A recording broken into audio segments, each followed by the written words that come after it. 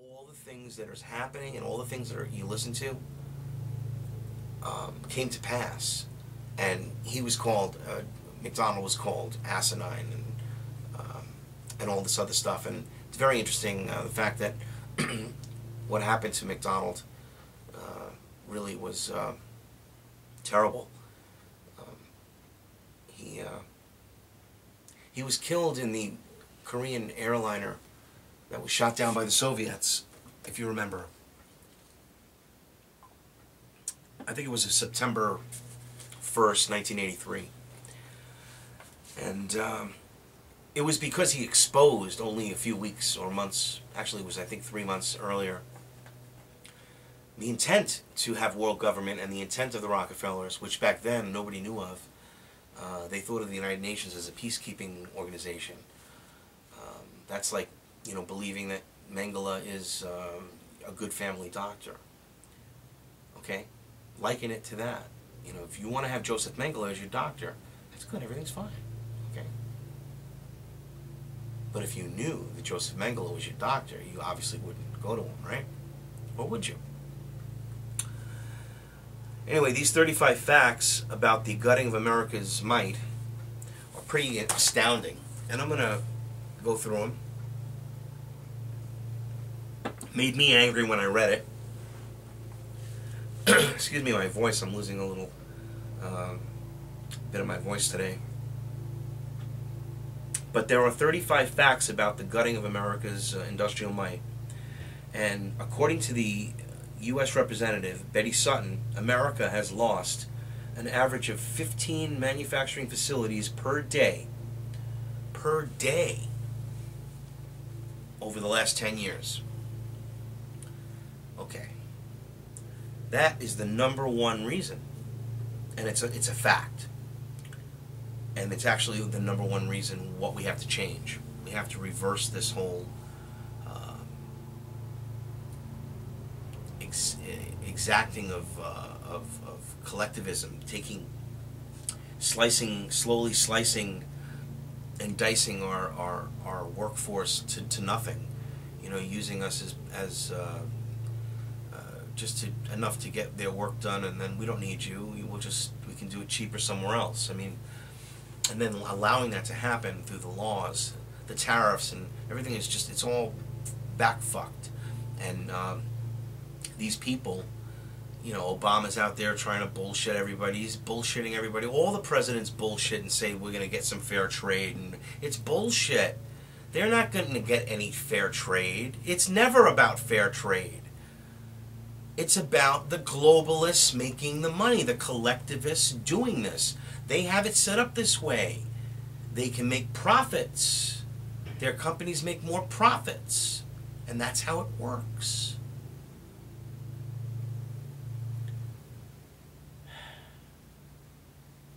It's unbelievable. And people just, you know, oh, well, they're trying. I don't know why it's like this. They keep trying. Because they're not trying. They're not trying to do anything. All they're doing is slowly taking away the ability to manufacture, because it's too expensive, the regulations are too high, there's too many fees, there's all this other bullshit. So the companies go out, and they're allowed to.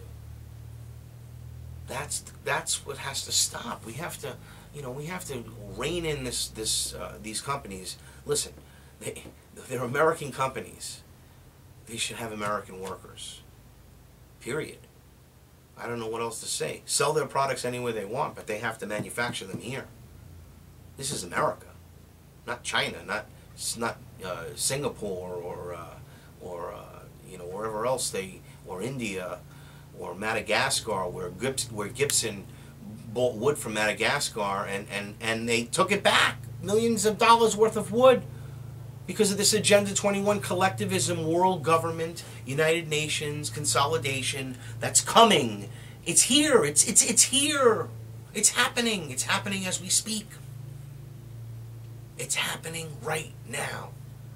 They could be raiding a raw milk factory right now. They could be raiding a natural food store. They could be raiding somebody that's, like, pretty soon they're gonna like go into your house and look in your refrigerator and see what you're eating and tax you because you're wasting food. Tax you because you're wasting you don't put your garbage away right. I mean, fine you, everything. This is what they're doing. They're making it impossible to get ahead. They knock so many people down. You have to go up so high, and then they give you so many obstacles to get up. It's almost impossible. I mean, if you want to do a business, you want to start a business, I mean, they make it virtually impossible. Especially even if you have a working capital, everything. I mean, it's just it's very difficult, and the risks are of course high. And all of these people are being laid off, and the jobs aren't coming back, ladies and gentlemen. Where are these people going to go? What are they going to do? I mean, I don't have any sympathy for people that don't want to work. But there are people out there that do want to work and can't. And then there are people out there that are lazy. They live with their parents and they're bitching and then moaning like some of these Occupy Wall Street people. But there are other people there that are legitimately have a good gripe, and they should be left alone. They should let them do that. However, they shouldn't be the food, like the soup people, the people bringing them soup in the streets. Their restaurants are closing because nobody's going to their stores. They shouldn't be blocking their stores. I don't think that's good, personally. But the point is, you can't stop them from protesting. This is America.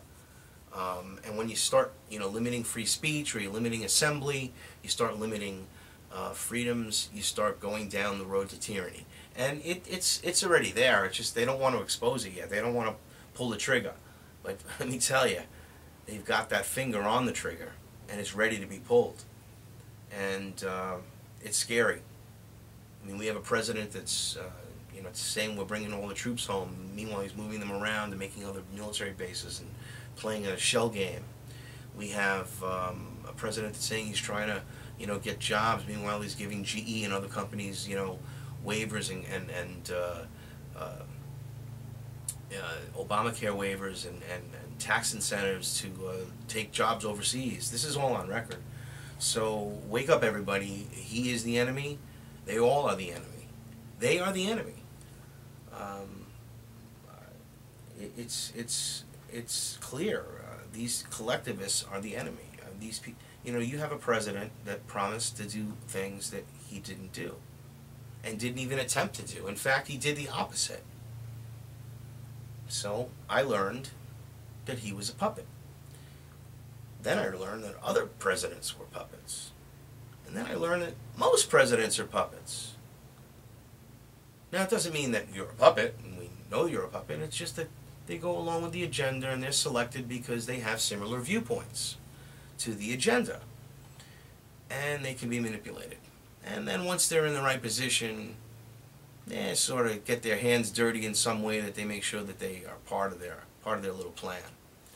And they're well compensated. I've never seen a president that made less than $50 or $60 million after being president. I mean, they write books, they go on speaking tours. It's beautiful. It's freedom. Anyway, that's how it goes. So that was only part one. Number one, fact that the gutting of America's industrial might should make you angry. Well, that made me very angry. Sadly, number two, looks like the trend is picking up momentum. And during 2010, 23 manufacturing facilities a day were shut down. Wow. So it's going up. Oh, yes, they're shutting down factories and laying off people. How nice. And those factories are opening in China and other places where there's slave labor and slave wages, where, which will end up happening here. The majority of people will be making slave labor type wages over time. Oh, yes, minimum wage just doesn't rise, but everything else does. And honestly, I don't know. minimum wage. You know, sometimes it's like I can understand the fact that you know you have to have a minimum wage, but it should be it really should have. I mean, when they say minimum, it's like how could somebody work 40 hours a week, you know, and make $300? Where could you? Where could you? How could? How could you live on $1,200 a month? I just don't understand that. That doesn't make sense to me because I don't think anything anybody does for that many hours, no matter what it is worth that little. Now believe me, I'm no socialist. I'm no liberal, and I'm also no you know, neocon. You know, I'm a libertarian, and I think that, you know, the Constitution is the answer. Keeping those principles, not going away from them. They worked. They crushed monarchies. They destroyed monarchies. But evil can easily be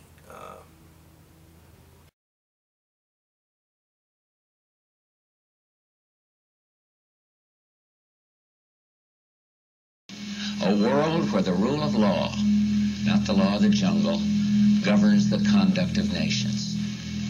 When we are successful, and we will be, we have a real chance at this new world order, an order in which a credible United Nations can use its peacekeeping role to fulfill the promise and vision of the UN's founders. We Are Change with host Howard Nema, exposing the collectivist global elites' Malthusian quest for a new world order. A one-world dictatorial government where all aspects of human life are under their control. Truth Talk Radio, where news the mainstream media ignores is the top story and your voice is heard.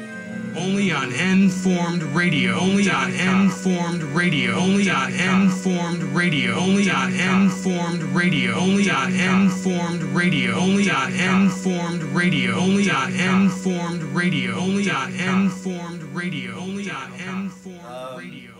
militarization of local police. This has been going on since I was a little kid, like when SWAT was on television. And you remember Gates was the one that brought...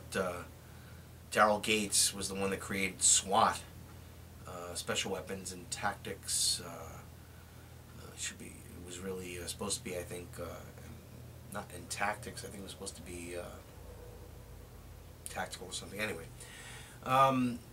and slowly there's been a federalization, especially when the military started to give police forces you know, various requisitions from their used stuff or their older, outdated equipment, and slowly we have these riot gear, quote-unquote, looking, you know, police state-looking, you know, Gestapo teams that are ready. I mean, I don't know what else to call them. I mean, you got to call them Gestapo. You have to really call them what they are. It's building this psychological connection that you know, we are you know, you are our slaves, and we're going to submit because look at us, we got these mean looking suits and we look scary and we're gonna look you down, you know. I mean, this is just insane.